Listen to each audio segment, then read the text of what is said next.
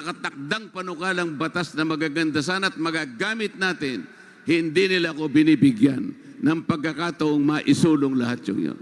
Lalong-lalo na po ang tungkol sa pagbababa ng presyo at singil ng kuryente. Mga kababayan,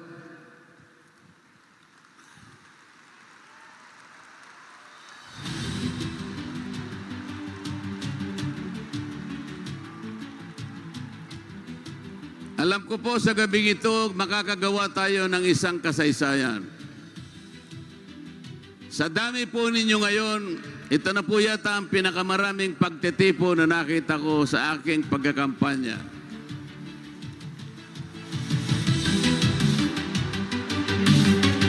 Wala po akong may bibigay na aik sa inyo. Wala po akong akap na dala para sa inyo. Wala pong tupad na may bibigay sa inyo. Makikiusap sana po ako sa inyo na uutangin ko muna sa inyo sapagkat hindi kagaya ng mga ibang kumakandidato, marami po silang ibibigay sa inyong ganyan. Ako po, ang gagawin ko ay mangungutang na lang muna ako sa inyo. Ngunit, babayaran ko po sa inyo ng tapat na paglilingkod.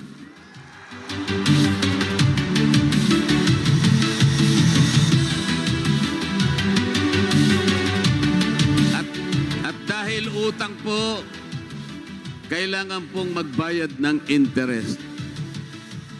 Dadagdagan ko po ng higit na katapatan ang aking paglilingkod.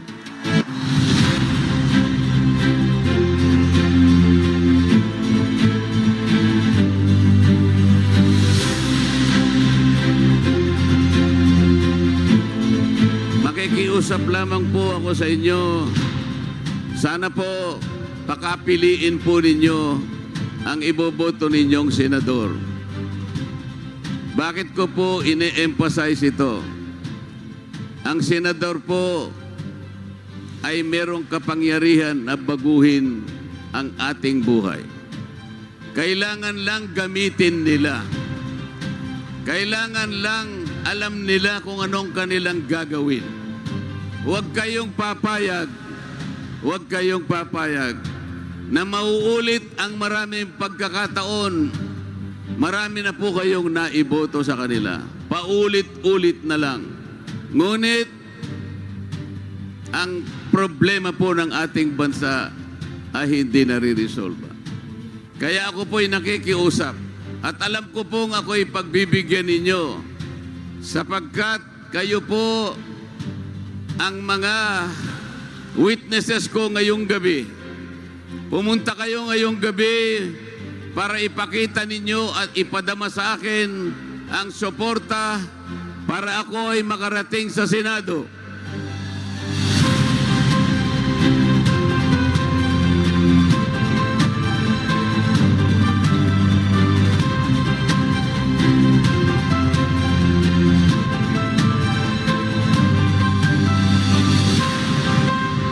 Gusto ko pong gamitin ang sarili ko, mga kababayan, pandagdag sa kalidad ng ating Senado sa ngayon. Sapagkat alam naman po ninyo kung ano ang kalidad ng ating Senado ngayon. Iba-iba po ang sangkap. Kumbaga sa niluto, mga kababayan, pinagsama-sama po ninyong lahat. Ang sangkap magkakaiba, magkakaibang sahog. Kayo po ang nagluto sa kanila. Pagkatapos niyong mailuto ngayon, nagtataka yung ating mga kababayan, ano pong klaseng luto itong nailuto natin, na kung tawagin natin ay Senado. Kasi po kung nagluluto kayo ng kahit anong ulam, alam po ninyo kung anong pipiliin yung sahog. Kung gusto niyo magluto ng paksiw, alam po ninyo ang sahog na gagamitin ninyo. Kahit anong putahe ang iluto ninyo, alam ninyo kung anong gagamitin ninyong sangkap. Ngunit sa Senado po ngayon, magkakaiba po yung sangkap, magkakaiba ang sahog, niluto po natin. sabay-sabay. Walang pangalan. Ang pangalan niya ay Senado. Lutong Senado. Sabi po nung anak ninyo, nung ihain na po ninyo sa hapag yung inyong niluto, nagtataka po yung mga anak ninyo. Nagtatanong po siya, ano po ba itong inihahain nyo sa amin? Hindi po namin kilala. Sasabihin pa po niya sa mga anak ninyo, mga anak, wag nyo nang itanong kung ano yung luto na yan. Basta pilitin ninyong kainin. Masarap po bang kainin ang isang bagay na niluto na hindi natin alam kung ano ang pangalan?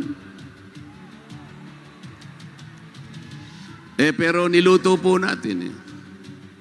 Nandyan na po eh.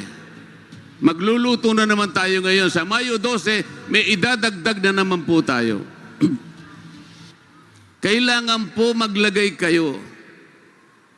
Maglagay po kayo ng inyong mapagtitiwalaan. Kahit yung niluto ay hindi natin alam kung anong pangalan sapagkat magkakahalo at sapilitang nailuto. Meron pa rin kayong mailalagay katulad ni Dante Marcoleta.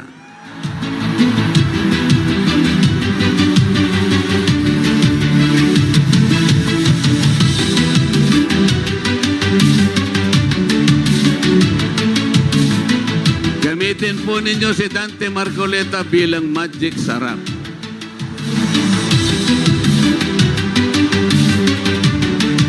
Kasi po, kahit hindi natin mapigura, kahit hindi po natin alam kung anong pangalan ng niluto, basta nilagyan ng magic sarap, magkakaroon po ng lasa. Tama po.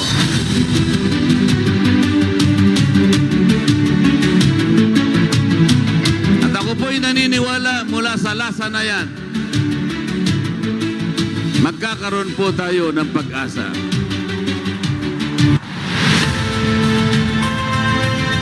Salamat po sa inyong pagtitiwala. Ako po ay nananalig sa gabing ito. Nakagawa tayo ng isang magandang kasaysayan. Hindi para kay Dante Marcoleta, ngunit para sa ating bansa.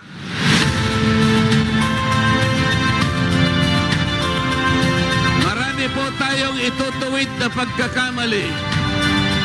Marami po tayong i-resolbahin na problema ng ating bansa. Kailangan po niyong dalhin sa Senado si Dante Marcoleta.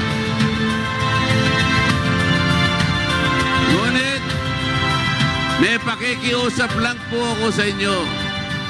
Dahil aalis na po ako sa House of Representatives at ako'y dadako sa Senado, iiwanan ko po yung aking party list sa House of Representatives. Ipakikiusap ko rin po sana sa inyo na bago ko umalis, tandaan ninyo yung Sagip party list. Number 65 sa balota. Kakailanganin ko rin po ang tulong nila sa baba para kung nasa taas na po ako, lalo po akong makapaglilingkod sa sambayanang Pilipino. Dante Marcoleta po, number 38 sa balota. Madali pong tandaan. Kalibre 38. Si Senador pa to, number 22 lang. Kalibre 22. Paltik lang yun. Dante Marcoleta po. Kalibre 38. Maraming salamat po sa inyo lahat. Maraming salamat.